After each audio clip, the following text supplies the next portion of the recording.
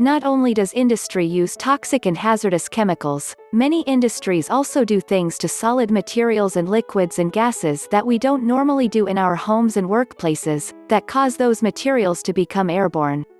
It is usually cheaper to control the production of those airborne gases and particles than to keep them from escaping into the public, and it matters a lot to the people who work in the factories. Good air quality contributes to productivity, to product quality, and any company which supports politicians who oppose reasonable pollution standards is run by people who don't have a chance against other people who care more about their workers, the public and their products. In fact, a lot of the current hostility against pollution controls comes from people who are just bitter because they can't compete against other smarter and better companies. We call them losers. I wouldn't choose to be smug or critical, but the modern environment includes a political party which has chosen to create fake problems for its adherents to rant against, and I'm particularly unhappy about the simple fact that US Republicans seek to kill tens of thousands of people every year with their efforts to eliminate pollution controls, mostly on power plants.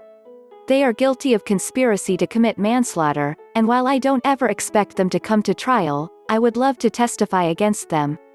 Foul stuff from people who like to claim a high moral ground that they wouldn't ever have a chance of standing on.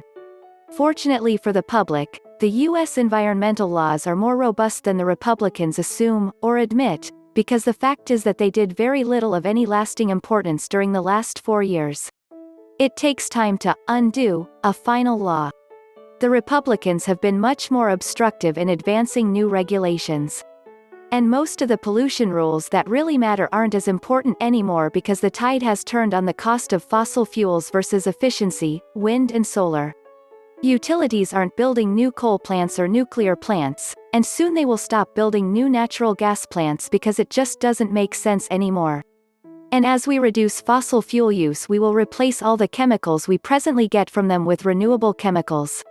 Doing this will eliminate a great deal of the pollution we tolerate today, while lowering the cost of many things we depend on.